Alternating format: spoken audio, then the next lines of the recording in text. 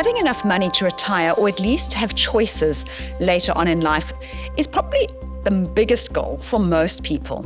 Yet let's be honest, how much time do we spend understanding what we need to do to get there? How often do we even look at our retirement benefits? In this 3-part series sponsored by 10X Investments, we're investigating how ordinary South Africans can take control of their retirement outcomes. I'm consumer financial journalist Maya Fisher-French, and today I want to talk about keeping it simple, because sometimes I think we overcomplicate these issues unnecessarily. And I'm joined by Carl Toman, who is Head of Product Marketing at 10X Investments. So welcome, Carl. Almost every single investment manager out there says the same thing. So what makes you different? Firstly, thanks for having me, Maya. I think the first thing is just a recognition of the game we're playing. And we're fairly explicit about this as much as we can be, but 10X is focused on retirement outcomes. So we're focused on 5-year plus, right? When we chat to clients, our whole emphasis is on retirement outcomes. Okay, so this is the first thing. Our investment strategy is focused on retirement outcomes. Now, what does that mean? Well, what it doesn't mean is that we're aiming to have the best funds in South Africa year in, year out, right, in terms of performance. We're really focused on what does it take to deliver the best retirement outcomes over the long term for South Africans, right? So that means being incredibly cost effective to be able to say to clients, your performance will be good enough to give you the retirement outcomes that you need. Not necessarily the best in South Africa all the time, but over the long term, we think the game that we're playing and that we're best at is giving clients those types of outcomes. So I think that's the first thing, right? The second thing is a very deep focus on service. And half of that focus is Andre and his team of investment consultants. But the second half of that is our operations and our CX teams, right? So there's a reason that our Hello Peter rating has been constantly creeping towards 4 stars and away from the bunch when it comes to financial services. And that's because we're incredibly focused as a business on making sure that we can actually give clients what they need when they need it. Now, I'm sure you've had some experiences with financial services companies who will remain unnamed, and very frustrating experiences at that, where you need something, you need a statement, or you need to change a fund, or whatever the case is, and you just can't seem to get there, right? We're trying to make sure that that isn't the experience most clients have with us, okay? So a very deep focus on service. I think the third thing is simplicity, right? Making sure that everything we do is understood by our clients with a minimum amount of mental overhead, right? Today, it's very fast. Everything is very furious. We don't have any time. We need to make sure that even if you're not a client of ours, we are communicating with you in a way that you understand, right? We're pitching ourselves as a business in a way that you understand. And then when you come to us and you have a conversation and hopefully you invest with us, that process continues. You keep understanding, you keep getting it quickly, right? We're not wasting your time.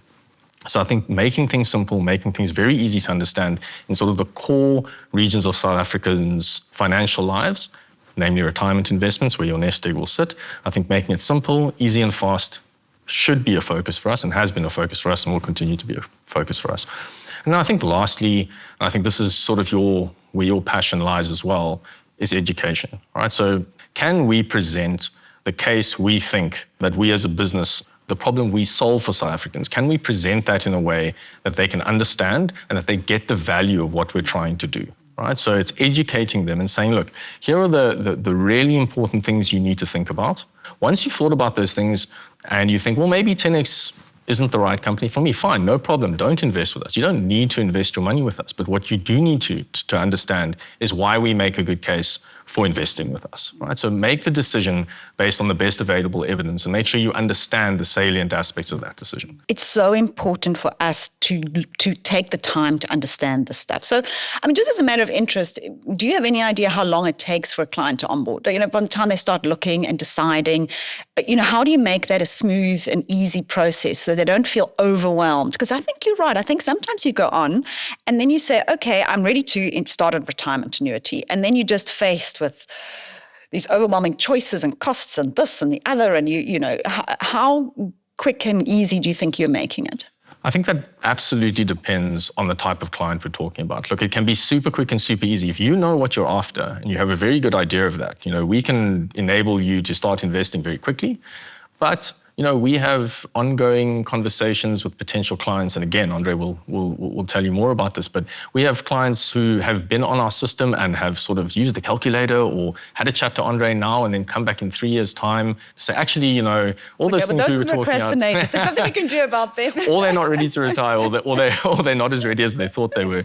But yeah, it really varies. The whole point is that I think where we stand is, at every point of your decision-making journey, whether you want to invest tomorrow and you know what you're after, whether you're still looking, is really immaterial for us. Do you understand what we're telling you when you come to us, and do you find value in that? It's as simple as that, really. And you can take as much time as you want. Our job is to make sure that you feel good about the interaction and that you leave that interaction feeling a lot more empowered. I couldn't agree with you more. I think for positive outcomes, service, frictionless, making it easy is, and if you can crack that nut, that I think is something. And I mean, do you think, maybe this is a loaded question, but do you think the retirement industry has become unnecessarily complicated?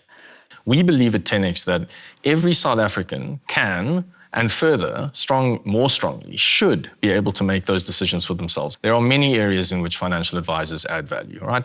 Can't think of even approaching estate planning, say, without getting really good advice about, how best to maximize tax benefits, et cetera, et cetera. However, when it comes to a retirement annuity, a living or a life annuity, and then maybe what to do with a corporate pension fund if you leave a job, those conversations are much more contained.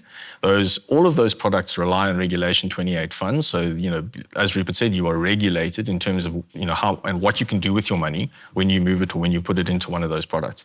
And then really it comes down to, do you understand and appreciate the investment philosophy of the provider? I.e., are they looking after your retirement interests, or are they trying to shoot the lights out every year? And then the last point is costs. How much do you pay?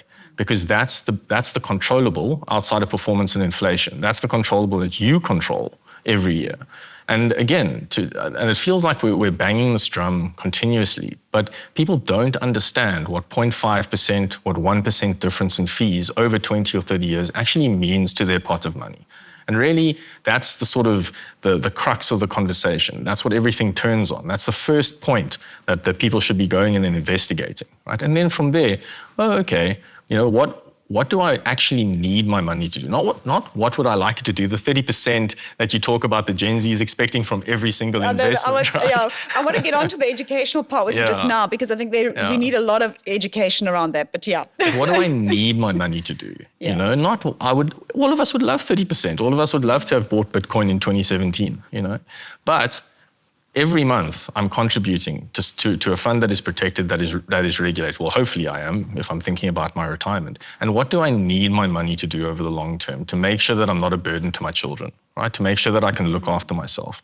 And we do the retirement reality report every now and again, and we see it's the same type of information coming back at us, right?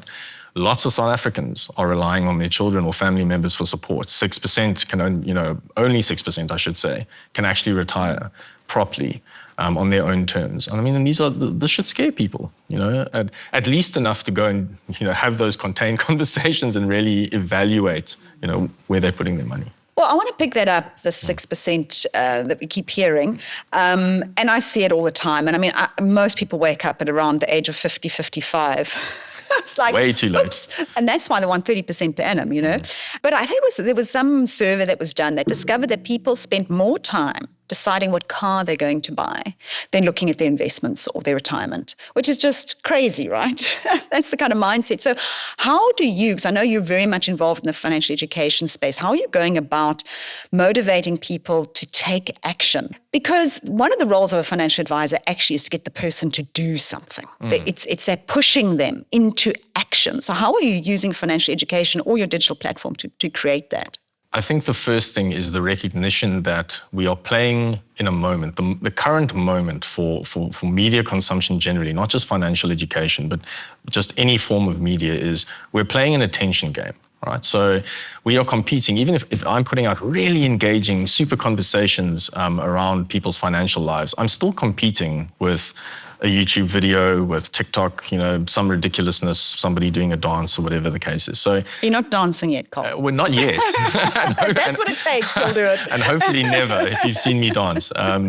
So, I mean, just the recognition that we're playing in that field means that there is a responsibility on us to make sure that the content is in such a form that people will actually listen, right? So again, and I don't mean to come down on the industry here, but the way the industry positions itself and the information around investing, firstly, can be very dry, but secondly, can put a distance between the industry and the actual investor, right? We know what we're doing. Just listen to your financial advisor and we'll take care of you. Unfortunately, people are waking up and saying, oh, well, I've been with this, more traditional provider for 15 years and my RA hasn't even really grown. I've at best kept up with inflation. They're finding that isn't actually the truth. I can't just trust in the industry to make it, to have my best interests at heart. So I think the first thing is the recognition of the space we play in. And the second thing is, unfortunately, in life, and this again is a step back from the financial discussion, but in life generally, the only really powerful motivator for people is if you've been burnt once or twice. You need to realize it and feel some pain, right? And I'm hoping that the majority of people out there don't wake up to that pain at 50 or 55. For myself, I made a more than one stupid investment. I hope my wife's not listening. Stupid investment in crypto back in the day and lost some money. Now that, and this was as crypto was, becoming the hot thing to invest in.